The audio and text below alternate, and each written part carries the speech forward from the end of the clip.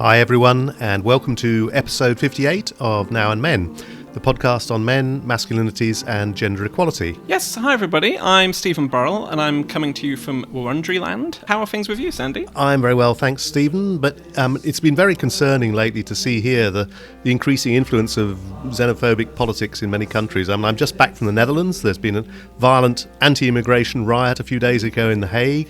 Here in the UK, we recently saw what's possibly been the biggest far-right demonstration ever in London. So things are a bit worrying, but how are things at your end in Australia?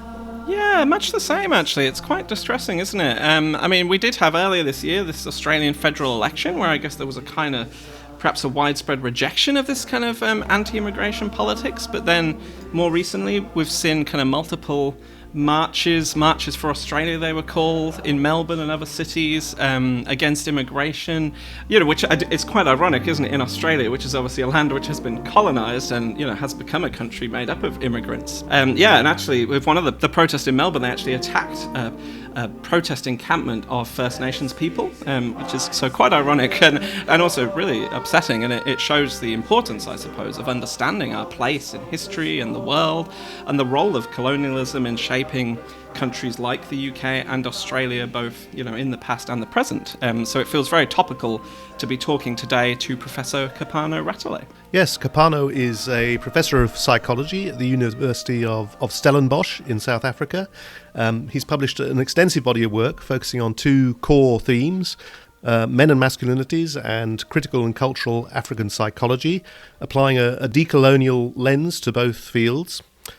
He's written multiple books, with his latest called Why Men Hurt Women and Other Reflections on Love, Violence and Masculinity, which was published in 2022 by Wits University Press. Yeah, so hi Kopano, thank you so much for joining us today. Good morning from South Africa. Thank you for having me, Stephen and That's Sandy. Our pleasure. Thank you. So to begin with, we'll focus a lot on your most recent book in our conversation today. And I think it's really notable and quite refreshing that one of the central themes of that book is this issue of love. So I guess we were wondering what made you want to focus on love in this way? Why is it such an important concept if we want to try and make sense of men's lives, men's struggles? My latest book, to be sure, is African. It's a compendium called African Men and Masculinity.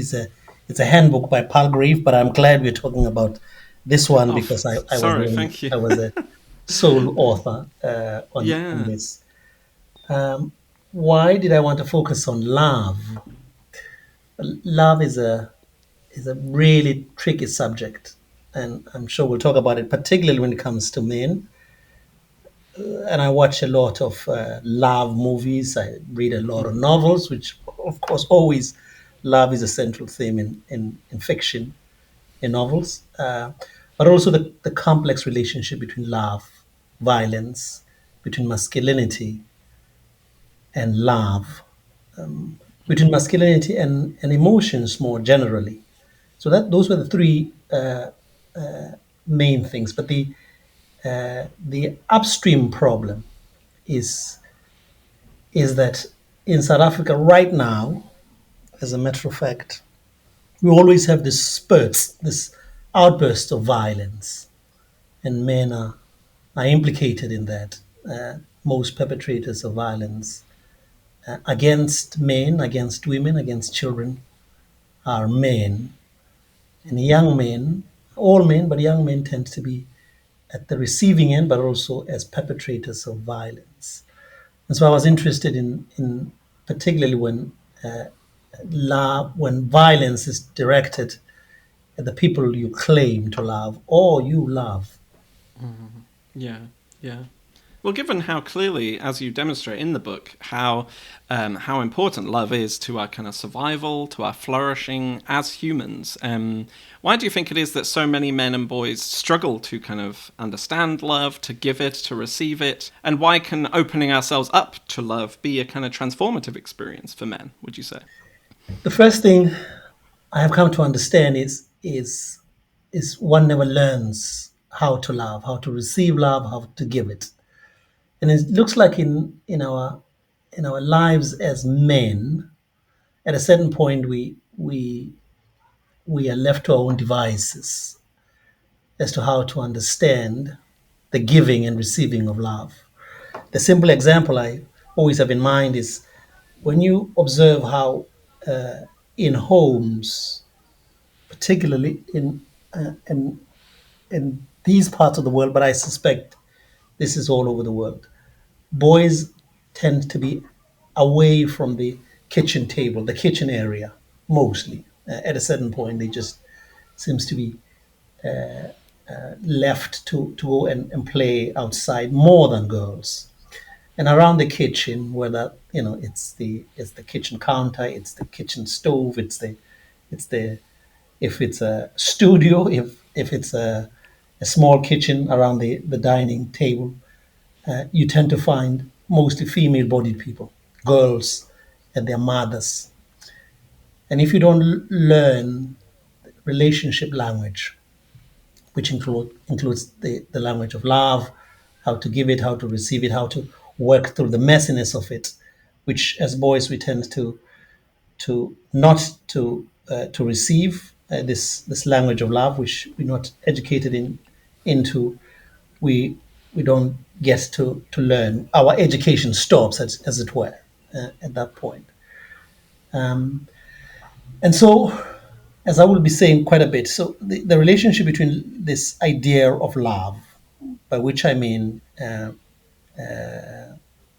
love for others, which is related to love, sexual love, marital love, companionate love, and later in life, parental love. So love as a parent to your own children. And then in the book, of course, I talk about other kinds of love, love between friends, love, political love as well. So the earliest love is the love between parents and children. This is the prototypical kind of love. So if the education between how to witness how parents give love and the parents themselves stop giving or at least showing a particular kind of love to boys because boys are supposed to take care of themselves.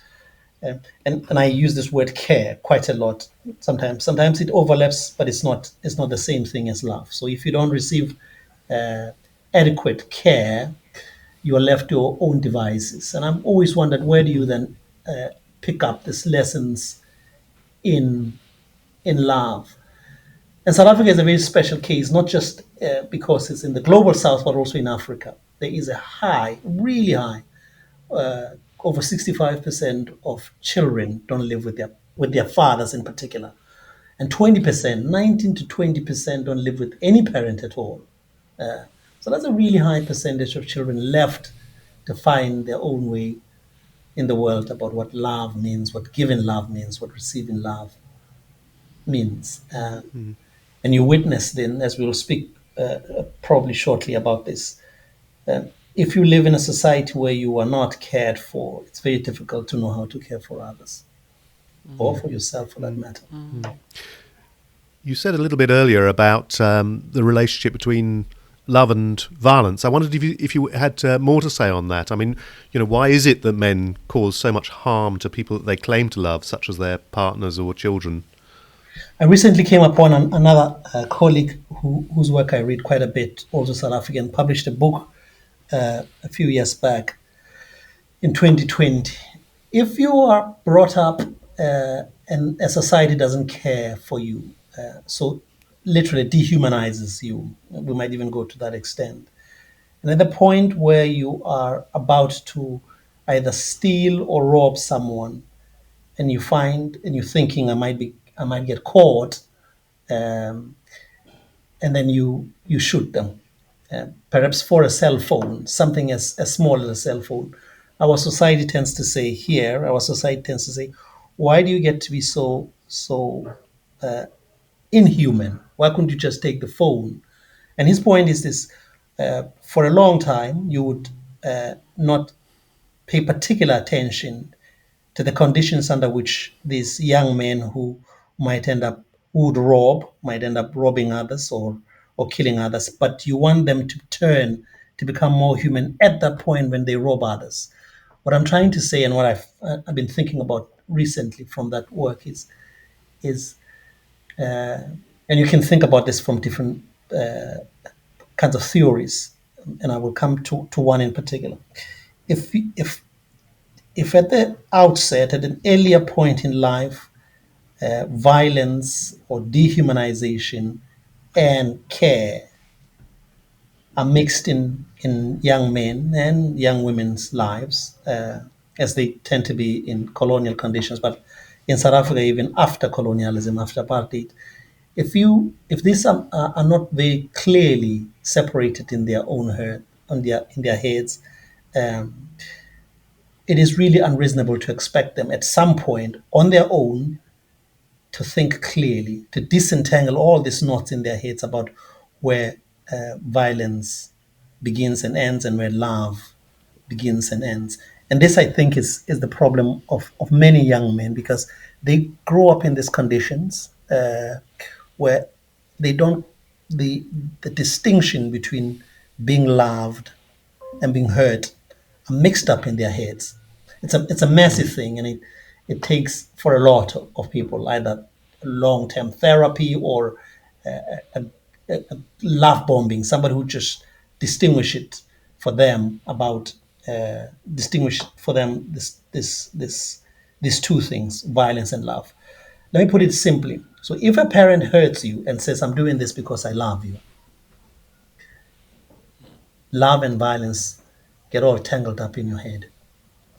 If you live in a society that hurts you, but also speaks of caring for you, so, in one moment they say we care for you, we create these things, but the conditions show you that they don't really care.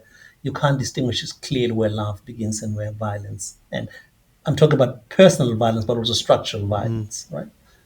And we live in South Africa. This is one the conditions under which the majority of young of people live under. So you might ask why girls don't get to be violent. This is where masculinity comes into play.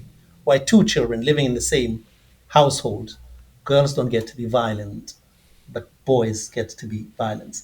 Well, and becomes contentious among people who study men masculinities. Well, it's not only, which is really important, it's not only the way we raise boys, as I said earlier, but also there's something in the constitution of male bodies, in the kinds of things that happens in their bodies. They take more risks because of testosterone, if you will, at certain ages, much more than young women. And if you lay on top of that, on top of their bodies, which are really important, this kinds of education that is absent, or the kinds of education that they get about what it is to be young men, they tend to express this against themselves, against other men, against women, but also in destruction of property. In the book, you bring to the fore reflections on your own personal life as well as insights from your research and your practice. And has an emphasis on love helped you to make sense of experiences and relationships in your own life? You know, struggles with masculinity, being a father, being a partner. Do answer as much as you want to on that one, because it is personal territory, and this is much more difficult, Sandy. But yes, I appreciate this question. I don't know whether I've resolved the question of love, because I think about it quite a bit. I think about it in my own work as a university teacher. I think about, of course, in my personal life. I think in relation to my partner, but also in relation to my son. I have a 16-year-old, and I can see how over the years love and how we care for each other is dynamic. It keeps on changing. So the way I relate to him when he has become a teenager is different from when he was a toddler, when he was born. The way I relate to my companion, my partner, is different from the earlier stages of our lives than today. But also the way I relate to my students, increasingly as I enter the last stage of my career, which is still a little bit to go, but I can see how other things become much more important. I become much more interested in turning towards them in a sort of way that wasn't there at the beginning. I mean, I started this. I became a professor at early 30s, which was really nice. But I think it was just mostly for me. It was an inner directed kind of thing. Right now, it feels like I'm occupying a kind of father figure role. I'm much more aware of their struggles, much more aware than I was. So, in my own personal life, as I said, I don't know whether I have resolved. I'm talking about this the marital love, marital care, and relationship to my partner, because I think, and I think she would say this, I was not a very easy person to live with, to be with in my 20s, and I realized that I wasn't. I was because of, this is not an excuse, and this is personal, because I realized I was um, not quite um, open to being vulnerable. As simple as that, because I think in my own life, as I'm writing right now about my father who died a couple of years ago, who I hadn't seen since I was 10, or at least I stopped living with him when I was 10. I think I wasn't quite open to how that was shaping me until much later, really. So it begins from then, and only now I'm making sense. I think better sense, and much more generous sense. Although there's still some vestiges, traces of that part of my life. But all men struggle with their own vulnerabilities, their own masculinities, their own loves, their own work lives. Um, but the controversial thing, I says, if you can't take care of children, don't have them. I say this quite a lot. And I don't mean financially. I mean, if you're not ready to go a long route with your children, I think you want to consider it hard about the kinds of things that children need. Do you think is that at the core of a lot of these struggles? Would you say, like even for men, who may never engage in acts of violence or abuse, but still just that struggle with vulnerability, and that provides so many barriers to intimacy and really of genuinely connecting with other people, that it's kind of that we just don't associate vulnerability with masculinity, I suppose. I'm convinced it is. I'm really, truly convinced that um, the fact of living with others always raises these issues about how much you can be open, how much you can be for yourselves and for others, how much you can reveal of yourselves, the fears, the humiliations, the daily failures, the idea that you have to be perfect for others before you relate to them, and then you find that is an illusion. You can never be perfect. So at that very moment that you have weaknesses, and to be open to that with a lover, with the marriage partner, with your children, for instance, as simple a thing, if you have a children, that I'm wrong. To say you're wrong if as a parent is a vulnerable thing. That I am really wrong and I'm sorry. So if you are raised in a particular way as a parent, a mother, a father in particular, because fathers are supposed to be authorities on life, I suppose, and certainly on masculinity, and you realize that the choices you have made as a man don't work so well, are untenable for your daughter, for your children.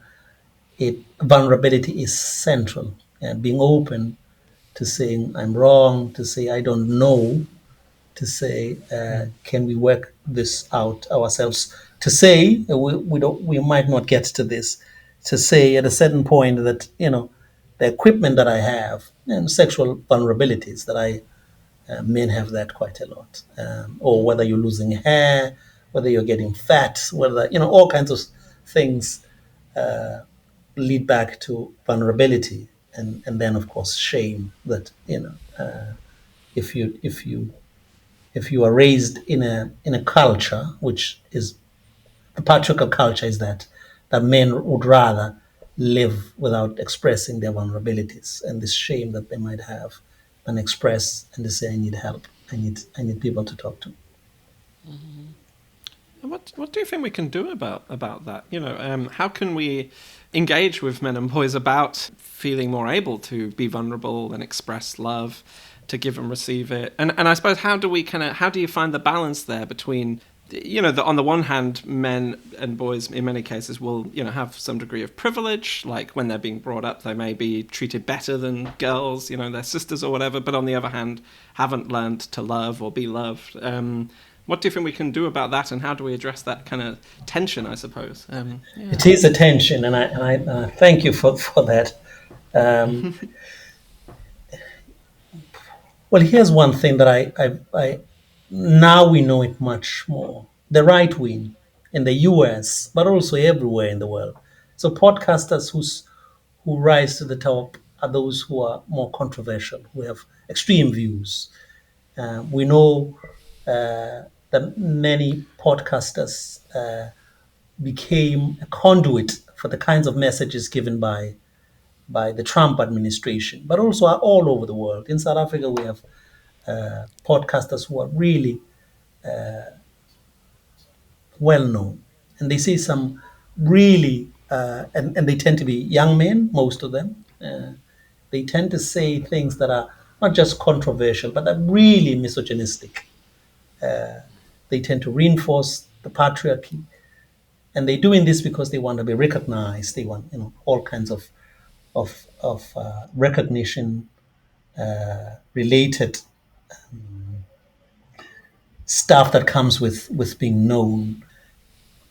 So the point about this is the center and the left don't seem to have that quite a bit. In South Africa, we have one. It's not a podcaster; he's a politician who's on the left who tends to give a particular message, of course, about the land, which is an important. I say, of course, because it is an important thing in South Africa about the land. But they don't say things about masculinity as such, about two young men, about how to relate to others. As a matter of fact, early in his career, this politician, a Julius Malema, used to say something quite controversial. He says, if you are raped, you don't wait until the next morning and ask for a taxi fare.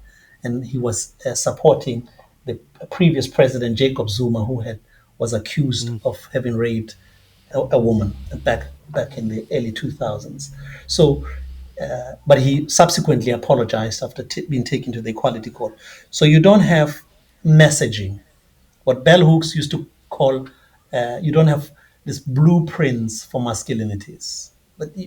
So the left and the center don't have a message as powerful as the right wing, but also as powerful as people who might not regard themselves as right wing. I'm thinking of the Canadian psychologist, a well-known Canadian psychologist, Jordan Peterson, but also a whole lot of other people. So first of all, it's messaging about this kinds of what kind of masculinity is healthy, is generative, is loving, which is a phrase that I like. Loving masculinity is caring masculinity, and you want to make this, to put this in front of young people whose attention is being grabbed by others. So that's the one part, and there's the maybe one or two others.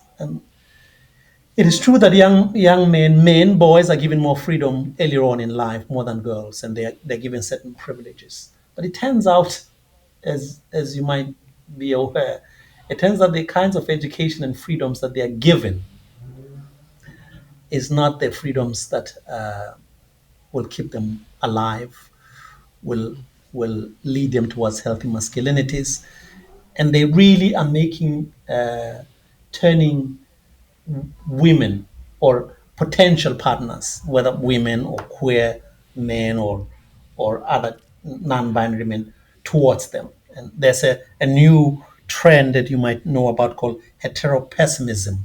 Uh, Basically, essentially means women have just given up on men. Heterosexual women have given up on men.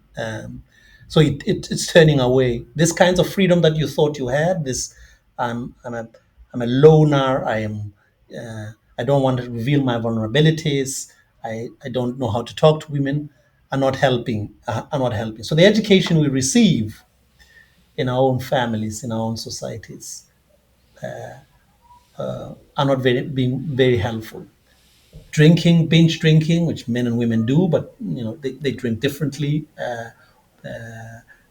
Being patriarchal generally. If you can message that these are not working for you, because young men don't realize it until it's too late. Sometimes they don't work for you. You want to cultivate relationships with women as friends, with girls as classmates, with older women in your neighborhood, with other men. And this will help you in the long run. Yeah, and connected to that, I suppose, just going back to your own journey, and obviously you've been working on issues of masculinity and gender and feminism for multiple decades now. So I was just wondering about what got you involved in this work in the first place, I suppose. There's a simple answer to that because I've thought about it quite a lot. How did I get involved into this? I was in my 20s. I arrived at the University of the Western Cape. The people who received me, in quotes, were feminists. That's it. That's it. As simple as that. If you are lucky enough to land yourself in the midst of feminists and they take you in hand, they show you where to keep your hands and to pay attention, and that turned out to be a fortuitous moment for me. I've written about moments where I am in the same room, one male-bodied person in a group of 18 women, and I have a panic attack. I'm thinking, what am I doing here? What is it? And they are talking about how violent men are and how all kinds of things that you can associate it with patriarchal masculinity, with violent patriarchal masculinities. I'm thinking, are they talking about me? Well, I am implicated because I am a man. I'm a young man at that moment. Only later I realized that this was a privilege to be inside of conversation talking about this group in the world that creates problems for women. Turned out that they also create problems for themselves and for other men. And do you think there was anything which made you more likely to kind of take on board those ideas? Given that some men may push away from them. I'm glad for that question. I'm really glad. That one is, I keep on asking, what is it that made me stay to remain open for this long, decades now? Is it something in me? Is it the simple point that I paused and listened? Is it because they taught me to pause, just listen, don't respond? And it could be all of that, by the way. It could be both the external forces. So these women I am keeping who are keeping company with me, who are accompanying me, but it also probably is the less than authoritarian disposition that some men have. So if you are less disposed to authoritarianism and rigidity and being open, it's hard work to do this. But also I think some people might have it more, this openness to complexity, to high cognition, to thinking about things. But I think all men are can be wherever they start. If you have an opportunity to find yourselves among your peers, whether they are young women, whether they're older women, whether they're male feminists, and we can talk about that, whether they're who says, take your time, pause and listen to it, read this. Here's a piece of work you want to read it. Here is a way to be critical against the very things that you like, whatever it is that about having, instead of being at home and doing chores, you choose to go play baseball or football, or here are things you want to be critical. Who's taking care of the family? Who's taking care of life? This life administration at home. If you can find people like that, and then you are open to listening, it's you are some way towards as as one as some of us have said, this thing we call feminism, which is about equality, will save your life. I mean literally that. In South Africa, the numbers of young men who die from preventable causes are really high. So if you are if we are tending towards these things that we tend to associate with femininity, for instance, such as washing the dishes, I mean, it's like a crazy things. It reduces your exposure to being outside in a where people would hurt you. So that 20 minutes or 30 minutes doing something at work already reduces the exposure, but also you get time to think. But if you tell this to young men about all these sorts of things about, and here I'm agreeing with this person, with Jordan Peterson, if you make up your bed and if you do the dishes, if you sweep your room, if you tidy your room, that, by the way, it in terms of exposure. So you are, in the sphere of public health, violence as a public health issue. We talk about exposure. It reduces the exposure to other sorts of things, and so it is something.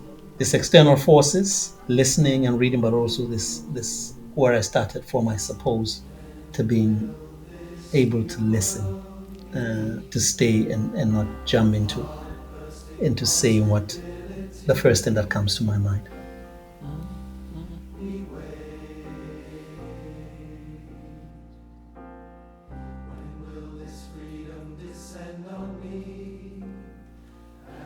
So we wanted to talk to you also, Kopano, about your ideas around colonialism.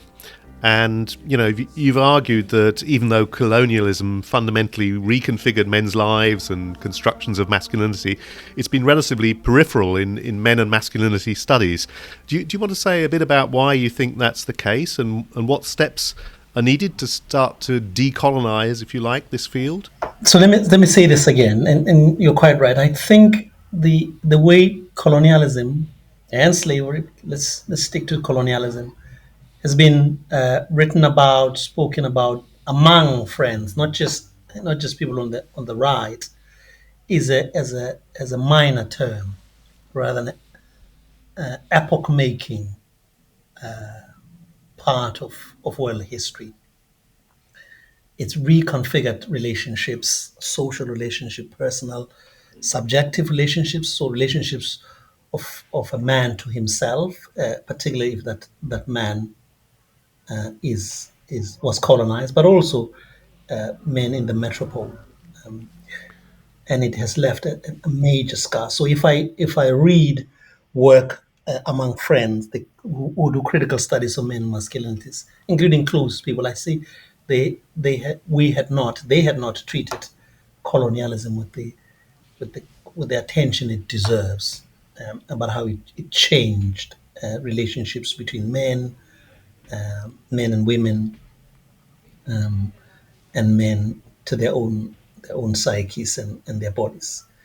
Um, and I'm talking about friends because this is the group that I have ended up finding a community, as a scholarly community, this critical studies of men and masculinity, as opposed to the more American-centric groups, which tend to be around the psychology of men, but also the others in because that this psychology of men groups of the American Psychological Association would would be a natural home for me because I was trained in psychology, but they don't do enough of the kind of critical work, critical feminist work that I find in the group that is more Europe based, but increasingly, maybe in the last 25 years, the South African group has contributed to this quite a bit. This critical studies of men and masculinities.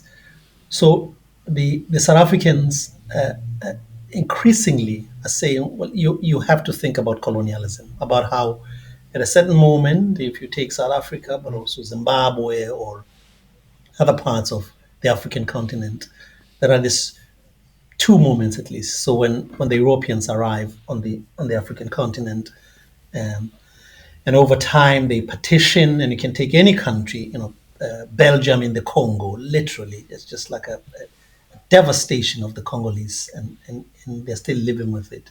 You can take Kenya, you can take Angola, So you can take, and then you can take, of course, South Africa 1652, when the Dutch arrive, and over time the English, then the Dutch, and then the English again, and then the Afrikaners were also subject to the English colonialism, and then at a certain moment in African history, but also in South Africa, there's the moment you might of independence, of liberation, of freedom.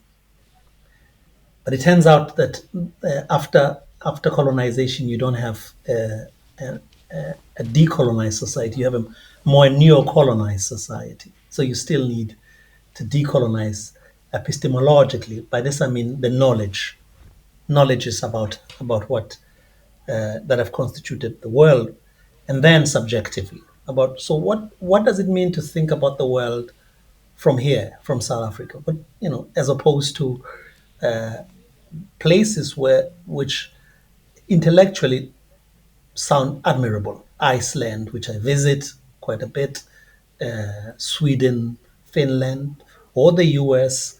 Um, how does life work for men here?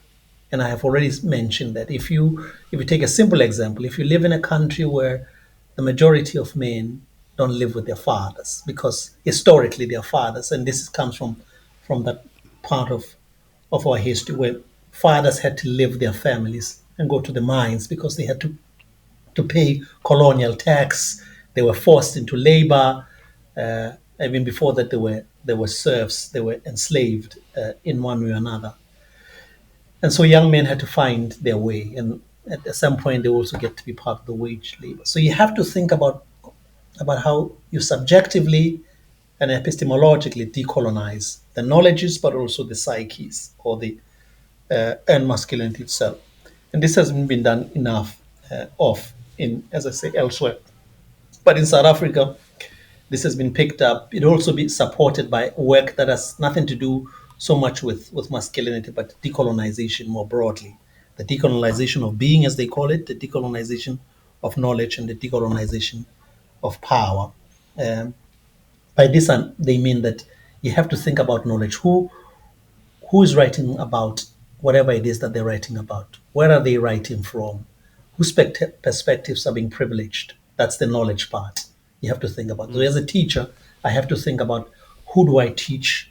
And what if I'm teaching Freud, which we teach in psychology, how do I teach Freud? Freud's thing starts with upper middle class women in Vienna. And so it's meant for that. They have leisure, they can have a long term therapy, and so on.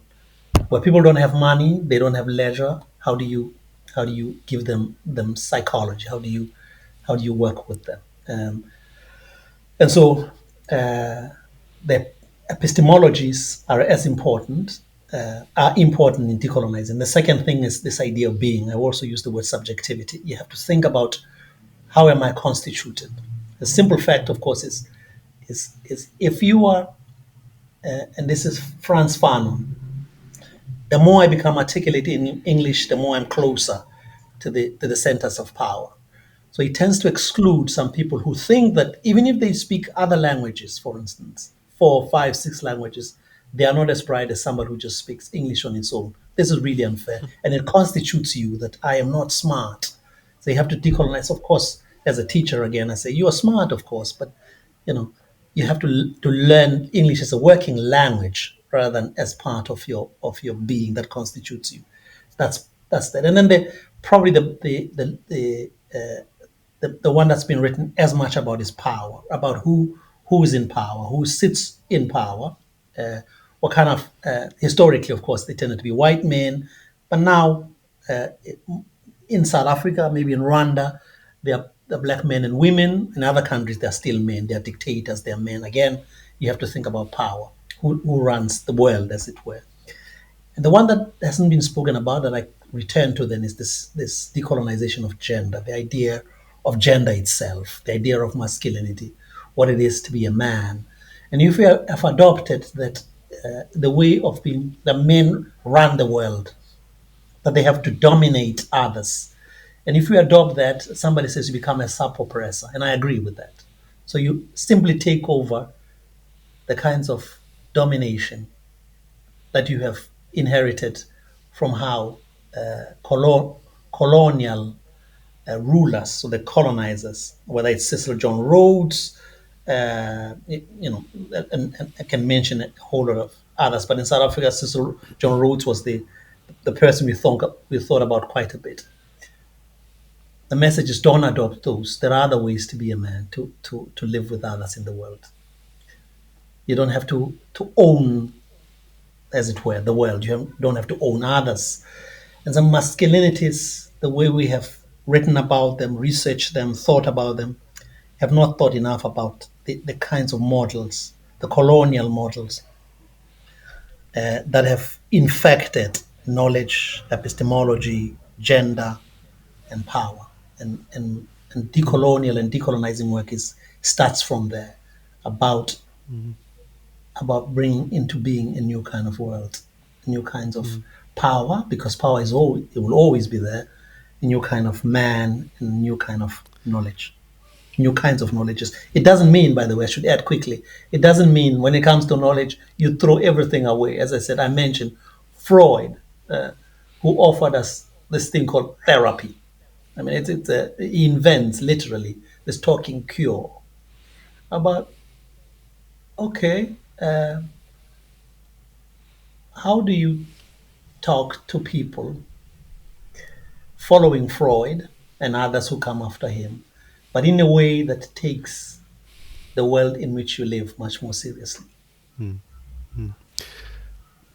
Thanks for that very powerful explanation of all the work that we need to do in this field. But I wondered if you wanted to say a bit more about the complex position of men of colour in Africa who may, simultaneously have some degree of male privilege, male power, but also have historically been treated as non-men or as property by colonizers, and their experience is not really reflected in much of the white-dominated scholarship that comes out of the global north. Could you say a bit more about that, and perhaps how those dynamics play out in South Africa specifically, where, white men continue to hold a lot of power and privilege?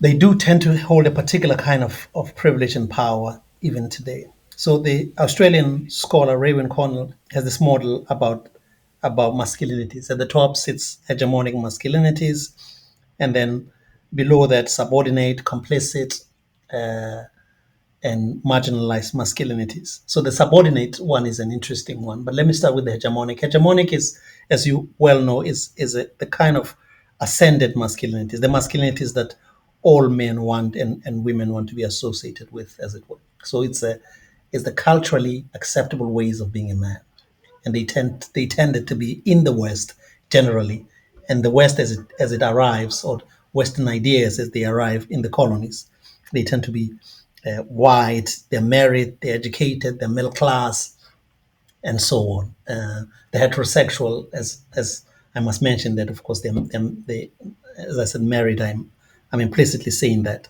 when they arrive in the colonies with this idea of race, it excludes certain men. Of course, it excludes again the subordinate men who in the West they tended to be queer men, homosexual men mostly.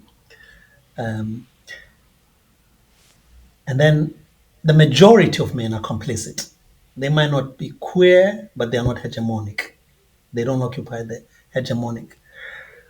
But the idea of race excludes almost every man in the colonies. The man of color, the black person, is excluded because they're marginalized. They're not even part of this. They're sitting on the edges.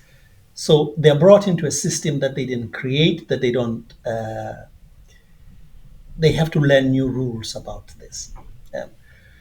So what I've spoken about is and Raywin seems to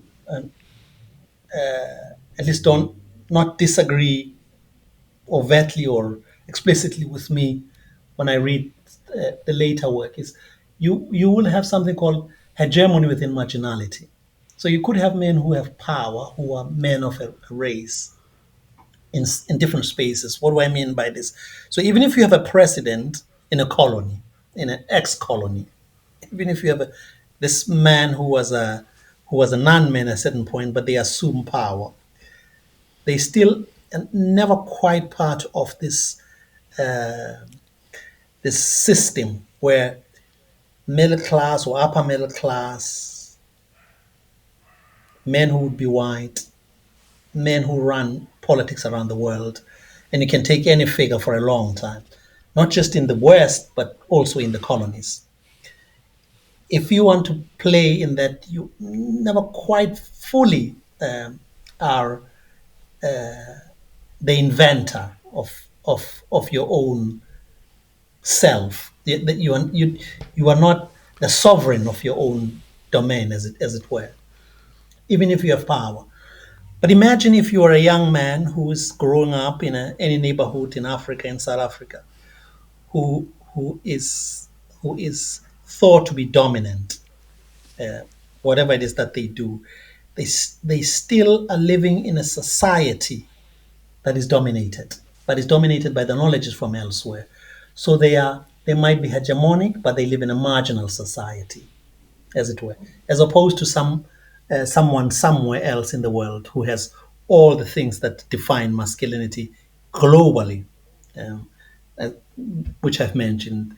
They might be married or aspiring to get married, but this young man doesn't even have money to get married, by the way. Um, they might have education. This young man is struggling to get educated. They might have all these things that I mentioned.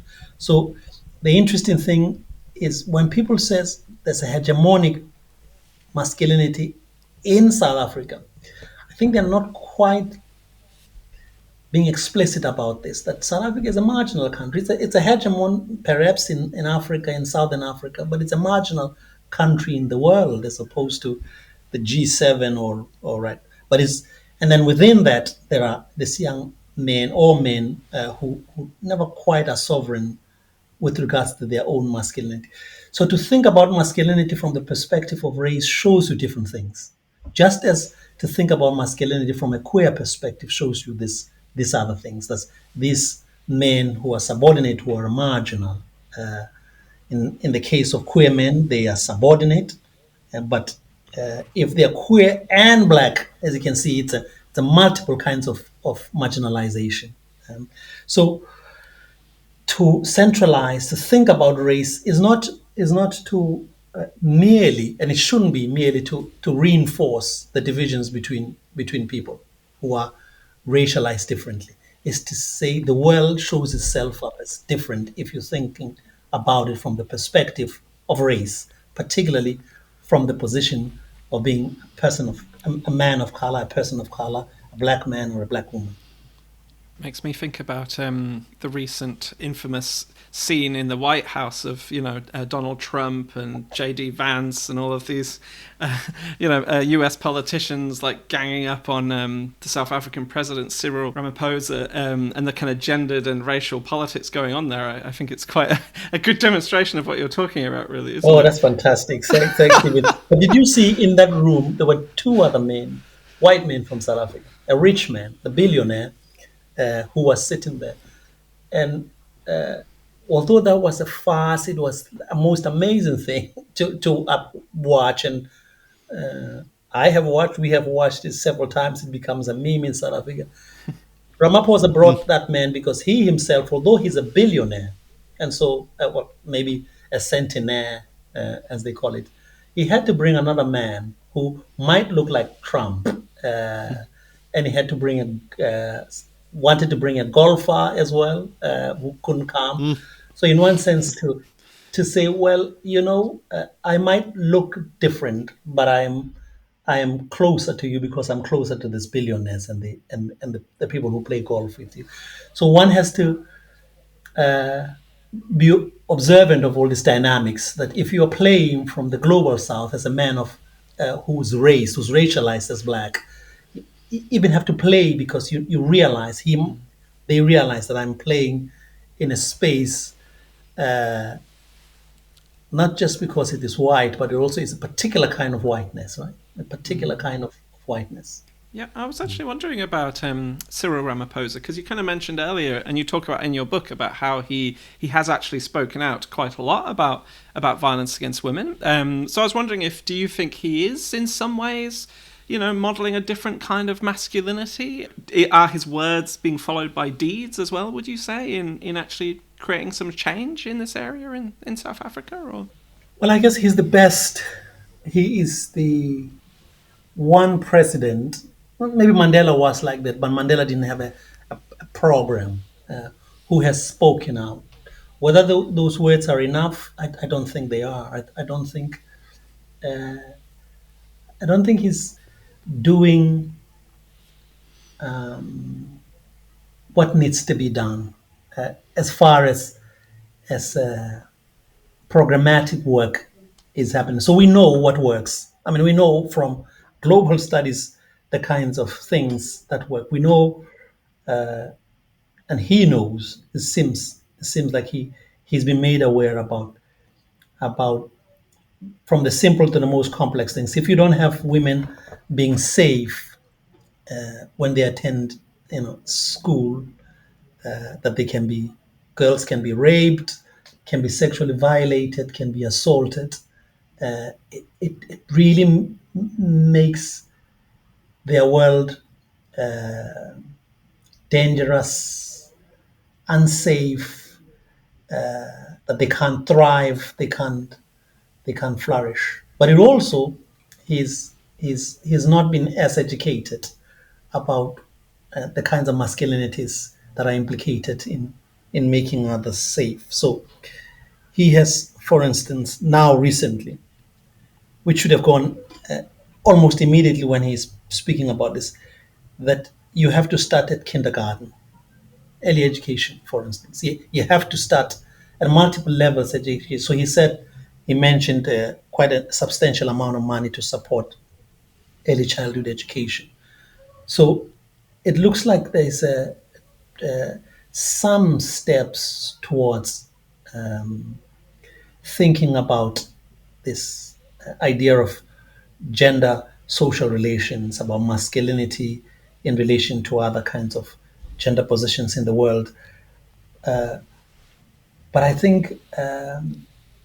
don't think he has perhaps it's a charismatic leadership that perhaps one might learn even from charismatic church leaders to lead from the front. He doesn't do that when it comes to gender. So what I like about him is what you just said, Stephen. He has it takes quite a while to make decisions. Now in politics, that's not a great idea, but it means he's been thinking about things. He doesn't rush into problems. So he projects a certain, let's call it a soft masculinity, a certain softness, which is necessary.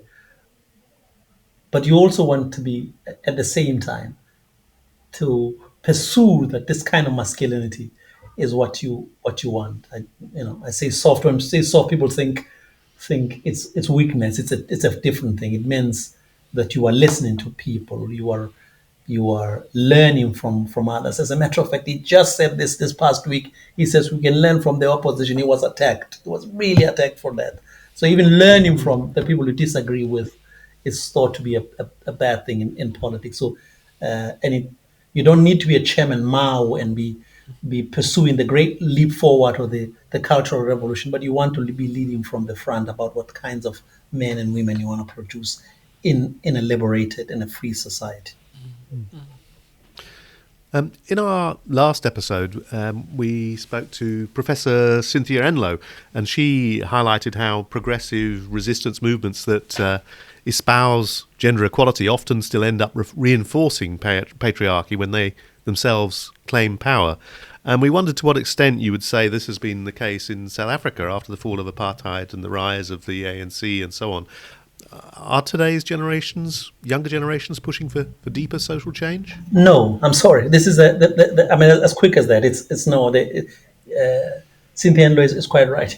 It is because patriarchy is hard to dislodge, but also because we don't have, as I said earlier, blueprints about the kinds of. There's one country in the world that talks about a feminist foreign policy. Well, you want to also have the foreign domestic policy. You don't have blueprints for this anti-patriarchal or post-patriarchal imagination and so you reinforce about how power works. even as a simple thing as putting women into the presidency, becoming presidents. In South Africa, with 3 decades on, people are still speaking about whether a woman could be a president. I mean, I don't understand the question. I really don't understand. I'm not acting up. What do we mean that women cannot be president? So even the bodies of the people, not just the manifestos, not being the ideas, doesn't mean women are necessarily going to be progressive. They could be patriarchal women, but even that simple idea of putting that. So post-independence Africa, but now we see it in South Africa. It doesn't have those ideas about how to escape the clutches of patriarchy. But yeah, thank you so much, Kopano. It's been so great to speak to you. I've learned so much from doing so, and yeah, we just really appreciate you giving up your time. So thank you. Yes. Thank you for the invitation. And thanks from me too. I mean, it's really a lot to think about from your talk with us. Yeah. We recommend listeners check out your book and also your new book as well, which sounds great. So yeah, thank you. Thanks. Awesome.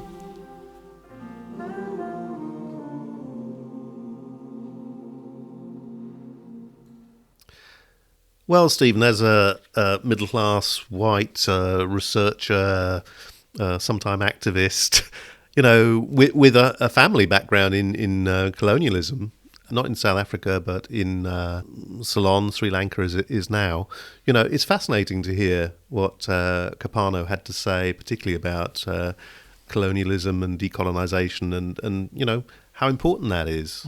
What did you make of our discussion with him? Yeah, well, I was reflecting on the same thing, actually. I had a grandfather who was in the British Army. He fought in the Second World War, but before that he was actually sent to some of the different colonies of the British Empire at that time. And I guess, I don't know exactly what he was doing there, but I guess he was helping to enforce the British imperialism, in India, in Ireland. And I think that, and this is something Kopano talks about in his work, I guess today we were talking a lot about South Africa and the need to kind of, the need for decolonial thinking there, but obviously it's just as important for those of us in countries in the global north, isn't it, as you say, to reflect on our histories and how they continue to shape things today, in terms of who has power, who has wealth, how do we continue to benefit, things like, in terms of men and masculinity studies, this, I guess one aspect of colonial thinking is thinking you're the center of the universe in a sense, isn't it? It's like everything that's important and right and the best is coming out of your country. And I think that thinking does continue to pervade a lot of us, doesn't it, really, in the way that we see things. And so we can draw generalizations that the way things are in the UK or in other Western countries like Australia, that's the way that things must be around the world, when clearly that's not the case. And so one thing Kopano teaches us is that we need to think a lot more about our own context and place and how that's shaping things in unique ways and how that might be quite different in other contexts. Yeah. Yeah, and how that plays out now as well, really. I mean, we mentioned at the start of the podcast, the anti-immigration politics in the UK, to an extent in Australia as well, and the Netherlands and so on, and I was reflecting on that as he was talking and how actually, the voice of asylum seekers and migrants in all of this discussion is muted or not there at all, really, even to the point where we, seem to consider asylum seekers as non-human, and actually that reflects perspectives of colonialism, really. Yeah, I mean, it's this kind of dehumanizing language has become so commonplace. And Kopano has this concept of like non-men, that black men during slavery and colonization in Africa and other places were treated as like not being quite human, as non-men. And you see that today, don't you, in the way that asylum seekers and refugees and immigrants are talked about. Yeah. I thought it was also interesting on the upbringing of boys as well, and the balance between vulnerability and privilege, power. And part of me is reflecting, well, almost all parents would say, well, we love our children, we love them equally, and, but actually the reality is that they do grow up with different gender norms and, different perspectives and practices. And, I think he's causing us to think about that. Did you have reflections on that as well? Yeah, absolutely. I mean, I think we just live in a society where there's just nowhere near enough love a lot of the time, really, right? So where so many people are growing up not receiving anywhere near enough of the love which we all so desperately need, as Kopano says. And so for girls, I think that's particularly true if they're not seen as successfully living up to kind of expectations about femininity enough. But even if they do, they're still not necessarily seen as being as worthy of love as boys. And then for boys, especially as they get older, I suppose giving them too much love or teaching them how to love, how to be loving, is seen as, risking kind of making them soft. And that if anything, we need to not show them love to toughen them up and for them to become men, I suppose. I think the writing of Bell Hooks is really powerful on a lot of this. And I think one of the implications is that then many boys and men don't necessarily have very much self-worth, ironically, enough self-belief so that when they do encounter behaviours which they know on some deep level to be wrong, they don't feel like they have the belief in themselves to take the risk and challenge that behaviour, even if actually they do disagree with it on some level. Yeah, and another aspect of it is the way that mothers often get blamed for not bringing up boys appropriately, I was thinking as he was talking about just an anecdote really, where I was working with a probation service many years ago, and one of the probation officers, a female probation officer, was asked, why do these young lads commit so much crime? And she said, because their mothers didn't love them enough, And in a way, part of her answer does play to what Kopano was saying, but the other part is, why is it just mothers who are supposed to love their kids? What about fathers? What about their absence? What about their, what's their role, their involvement? So, that stuff is really around as well. And I guess also the other interesting thing, the stats that he provided from South Africa of the number of kids who are not living with their parents were pretty shocking, weren't they? And that's another level, and there is a sort of balance between what he's saying, which is generalizable, and what actually applies specifically to South African or possibly African context. Yes, it is ironic, isn't it, that somehow, again, mothers or women end up being blamed for patriarchy itself. So I guess it shows, doesn't it, the need for us as men to show each other love and to help each other develop those skills and to be able to give and receive love and to be open to that and having that vulnerability. And I do think, in a kind of circular way, to link it back to colonialism, so many of those ideas, I think, do tie back to that, don't they? About, the British soldiers going around the world and teaching people to be kind of stoical and civilized and rational and, unemotional. You know what I mean? I think a lot of this does stem back to that same kind of thinking, doesn't it? That you shouldn't be emotional and you should have that stiff upper lip. Well, and also if you've... if you read your George Orwell about his time in India, it was also about domination of the local populations, exactly. Very much so. And he obviously turned against that, and that was part of what informed his socialism. But anyway, on a final point, Stephen, Kopano had quite a bit to say about podcasters as an aside, didn't he? He did. Yes, he certainly did. That there are these right-wing white podcasters, particularly in the US, who have some very clear messaging. And I was sitting there thinking, that's what we don't have, But on the other hand, I actually think, and I'm sure you would share this view, that what we're talking about is quite complex and nuanced. It isn't so easy to have, a very straightforward, progressive perspective, maybe. I know, it's a really hard balance to strike, isn't it? Because on the one hand, we do need to complicate people's thinking, as Kopano himself shows, and add nuance and depth, but then how do we combine that with having a easily digestible, accessible, impactful message, which does actually reach out to people? It is difficult. That's our defence anyway, Steve. Well, and on that note, we should probably go.